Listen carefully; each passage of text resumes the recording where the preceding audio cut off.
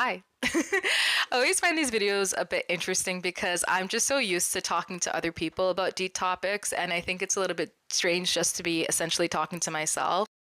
But I think it's kind of important to be delving into what I've been feeling strongly about these past couple of weeks. And I know for myself, when I'm in periods of doubt, just hearing somebody else's message or story really helps motivate me or gives, at least gives me a new perspective or gives me time to think about the topic. And I really wanted to talk about faith today because I find it very fascinating. Like, for me, it's very universal. For me, it's a very universal definition, but I think people think it varies from person to person and how they define faith and what faith actually means. And the whole reason that I got to thinking about this is I don't know if many of you know this, but I'm an actress. And one of my instructors for one of my classes just said, share a piece, whatever it means to you, to the rest of the class. And I shared something that I wrote. And as I was writing it, I just realized how much my definition of faith has changed throughout the years and like what faith means to me now and how I came to this place. But maybe I should just start off by sharing what I actually read in class. So I'll go ahead and read it. Faith. It's a silly thing, isn't it? To have hope in something you cannot yet see. They say seeing is believing. And I must be a foolish person to have faith, to believe so deeply in a future that no one can see but me. And I fight for that future constantly, pour my blood, sweat, and tears into it, fighting for something that hasn't arrived yet, that isn't there. But I've learned that faith is not fighting, it's letting go.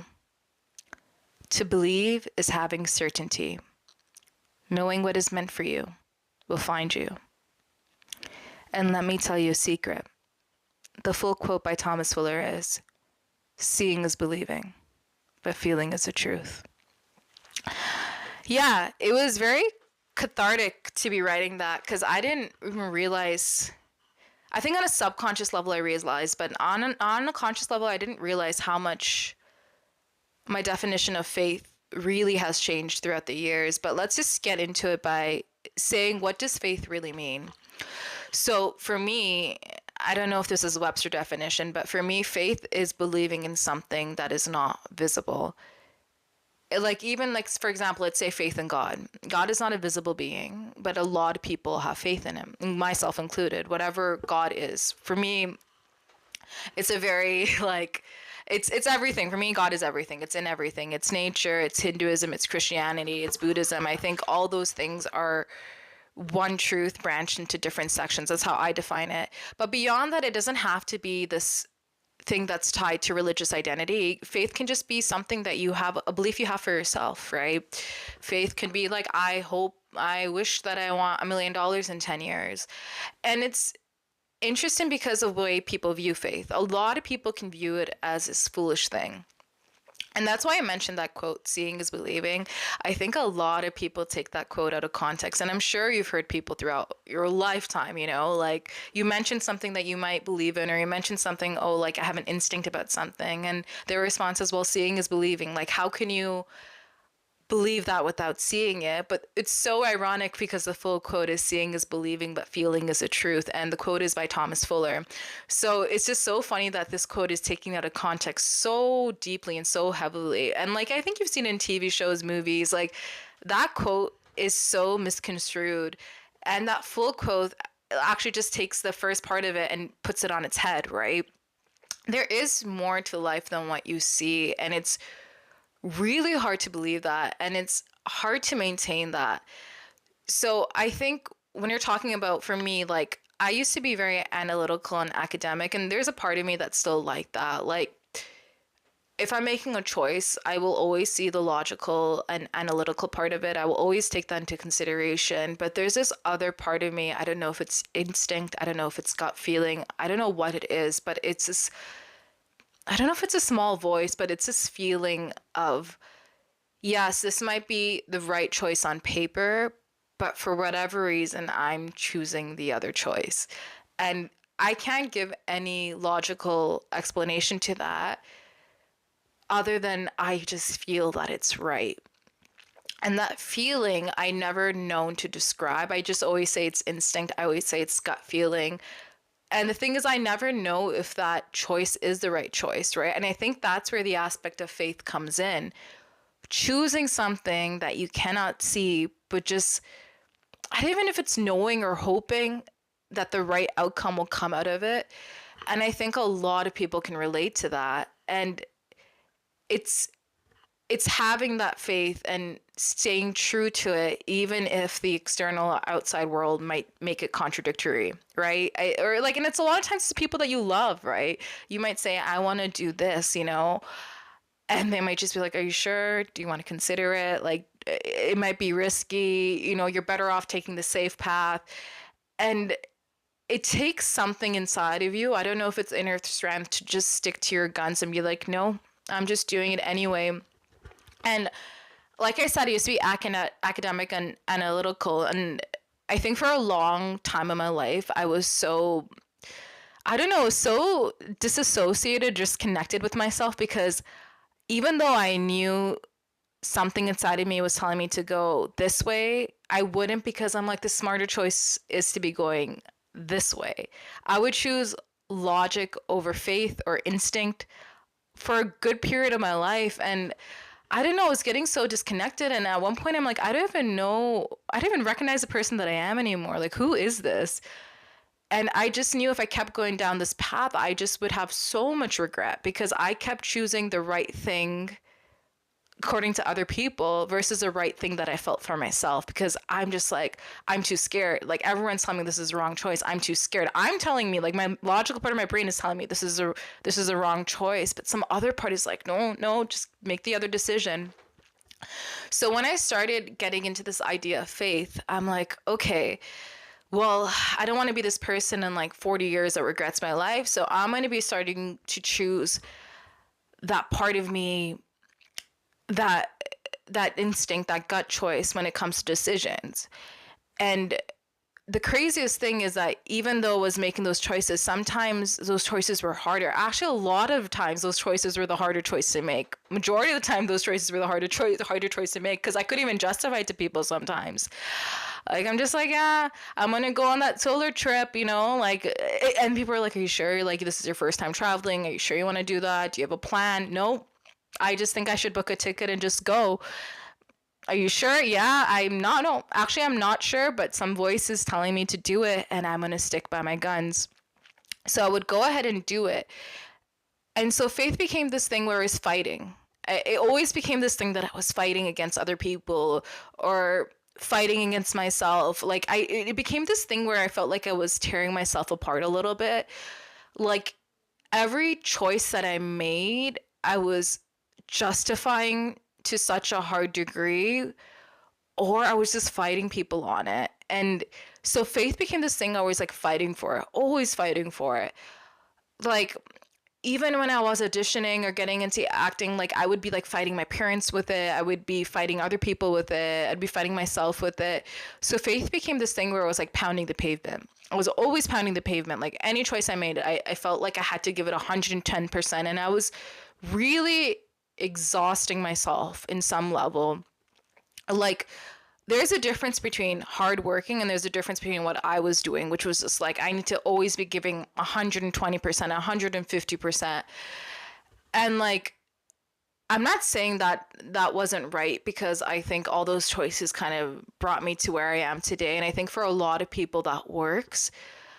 But something wasn't clicking, because I'm like, even though I know these are the right choices that I'm making, the way that I'm going about it is feeling a little bit off. Like, also can't do this. I can't also be making the right choices with the wrong effort. And it took me a while. I'm just like, oh my gosh. Like, for me personally, like, my goal always is like acting. And I think anyone that knows me knows this. Like, my dream, like, you can see from the back of my wall, like, my dream is to be a working actress. And I just became obsessed. To some level, I still am obsessed, but it was kind of almost hindering the process because of how much pressure I was putting on myself.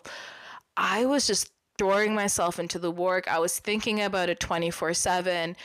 And if you ask a lot of people, maybe that's the right way of going about it. I'm sure there are actors that get very successful doing that and like having that mindset. But for me, it was kind of ruining the other parts of my life. And I'm like, I can't keep living this way because I'm just shutting out all other parts of my life. It was almost like I was blinded. Like I knew this was the right choice for me in terms of career and what I wanted to do. But I'm like, this can't be the only choice. This can't be the only way to get about it. Can't be thinking about this 24/7 and ignoring all these other parts of my life.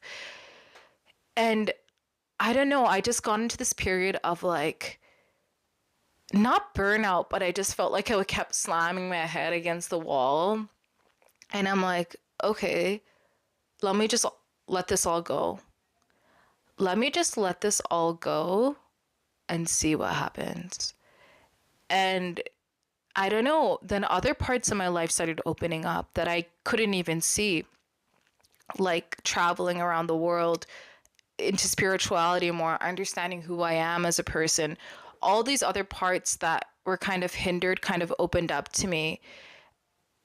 And I still have faith. I still have that one dream of like, I need to be this working actress that does these dream roles. But I've almost just like let it go, which seems so contradictory. And that's what kind of the lesson was for me. Like, faith is not always fighting, it is letting go. And that's almost scarier than fighting because with fighting, at least you feel you have some aspect of control, right? You're just like, okay, I'm going to throw myself, I'm going to obsess about this, I'm going to keep doing it. But with letting go, it's really just like, here, I'm leaving this to you, whether it's the universe, whether it's God, or whether it's just something greater that you believe in. I'm leaving this to you. I'm going to do the work. But beyond that, there's nothing that I can do. And I think that's what it really was, because really, you know, we can only work hard. We can only work hard, and we can only make the right choices, and we can do as much as we can do. But beyond that, there's not much we can do, right? There is one point when we reach that that point, we have to just let it go. We just have to let it go. And it's such a fine line to balance between those two things, like fighting, making all the right choices, hoping for the best, but then also not obsessing about it and just giving that responsibility to somebody else and being like, okay. And I think that letting go part of it was so hard for me. And even at times now, I still struggle with it. I'm like, how much should I be fighting versus how much should I be letting go? And it's always hard to find that balance. But like now I understood both parts make faith. And I think more of it is the letting go. Now that I think about it, and now that I've been going through the experiences that I've been through my life, letting go can be a very beautiful thing. And yeah, faith is a hard thing to be explaining to other people too. People who don't view life in that lens. I don't know. I'm just trying to think of an analogy. It's like building a house and no one believes that you bought the land. Like, it's something that you have to be so determined within yourself, and you can't. It's about making the hard choice every time sometimes, and just really having this unwavering belief within yourself. And I think for people who are visionaries or people who have these dreams that, I don't know, like that other people can't see or can't manifest within their own minds, there's a lot of doubt from the external world. Like, I'm thinking about the brothers that wanted to create the first airplane. Like, how insane they must have sounded to anybody around them. Yeah, I want to create this thing that flies in the sky, and yeah, I'm just gonna keep doing it until I get it right. And their poor parents or their poor friends are like, oh, you're a lunatic, right? Like, that's probably what was going on in their heads. But the thing is, without great faith, there are not great miracles. I really, truly believe that. Like, you need to be your biggest supporter. And yeah, you need to really sometimes not shut out, but kind of mute the external world and just really just follow that instinct Follow that gut feeling. Because I even think like, this is kind of controversial, but I even think like when you follow that choice and that choice doesn't lead to the consequence that you want to lead to, you'll still be led further. See, like, what I mean by that, okay, I'll give you an example. Like, what I mean by that is, say, like, you feel like you want to get into a relationship with someone, you're like, something in your gut's like, yeah, I don't know, but like, there's something about him.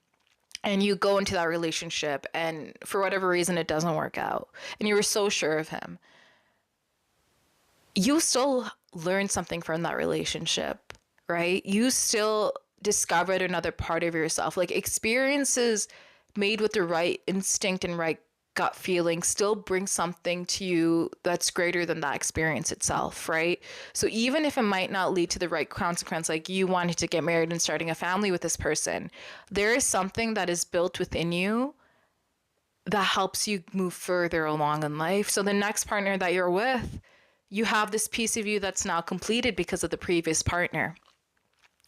And that might be very controversial because some people are just like, did I really need to go through that horrible experience with that person? And I'm not saying always yes, but a lot of the times that's what it is. You need to be going through these experiences to have a better understanding of yourself. And yeah, that faith aspect really is just like, keep going, keep following that gut instinct, keep following that intuition, even when nobody else understands it, especially when nobody else understands it sometimes. You need to be your biggest supporter. You need to be the person that can really see that future that nobody else can see. And I was just thinking about certain things that I have in my life, or like certain experiences that I have. I would not trade that for like any amount of money in the world. And the only reason I have those experiences is because I chose faith. I've chose a saying, I chose faith over fear, or like every time, like faith over fear every time. Like, I did stand up a month ago. It didn't go well, like totally bombed, but it did something to me. It just like, oh, this is the worst that can happen. Like, in a room full of people, nobody laughs. It's fine. I'm gonna be okay. And now I don't have that fear. Like, I've always been a good speaker, but now I don't have that fear to like just do something that I have this expectation, right? Like, oh yeah, I have this expectation to make this room full of people laugh, but they didn't laugh. But you know what? Guess what? I'm still okay, right? Like, there's something that I gained from that experience that I might not be able to put into words now, but I'm almost certain there's something that I gained from that experience. So all this to say that if you're a visionary, if you're a dreamer, if you have this dream that only you can see, that nobody can understand, just follow it. Follow that path. And the thing is, a lot of times with faith, the path is not visible, right? The path is not visible. I remember when I was a kid, so I've always wanted to be an actress. And I remember when I was a kid, I can name maybe on one hand the number of brown actresses that I saw on Western TV, or like world acclaimed films. For me, it was like Nandita Das and Mindy Kaling. Like, those were the two dark skinned actresses that I always saw on TV. And I remember my parents and people being, well, like, they don't really hire people like us, so like, there's no point of you getting into this career. But now you look current day, and there's like so many brown actresses and so many multicultural actresses. And as strange as it sounded, I always knew that to be a truth, even when I was a kid. I don't know why. It's not because, oh yeah, Canada or like North America has a lot of immigrants. I always knew that. I knew that like, and I couldn't explain to other people. And I'm like, no, the tides will change. Change is always inevitable. And you'll see that reflected on TV. I always knew that. So if you have that future that nobody can understand, but you can see, you're probably going to take a path that nobody's really ever taken before. See, when I was a kid trying to get into acting, there was no brown actors that I knew that I could look up to kind of figure out what step A, step B, step C is. And that's why they call them trailblazers, right? Like, they take a path that is not left, it's not right, it's kind of like up. It's like they have to go through that trial, and they have to go through those tribulations to kind of figure out where they need to be, or where they feel like they're meant to be. So a lot of visionaries, a lot of dreamers, just because a path hasn't been stepped on before, maybe it's you that needs to make those footprints in the sand, right? Maybe it's you that kind of needs to make that path. And I think really and truly, I think none of those dreams, like I said, none of those miracles, none of those things that we view as great today have been possible without faith. And so many people are so easy to dismiss that or call it just impractical or foolish, but truly it's the thing of dreams, right? It's a thing of bringing dreams to reality. It requires so much faith.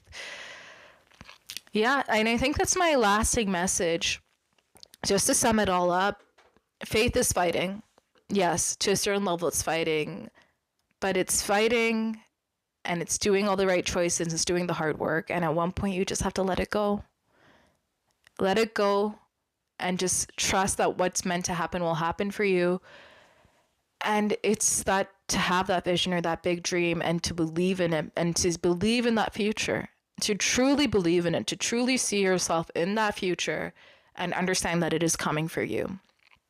And to not lose that steam even when the external world wants you to.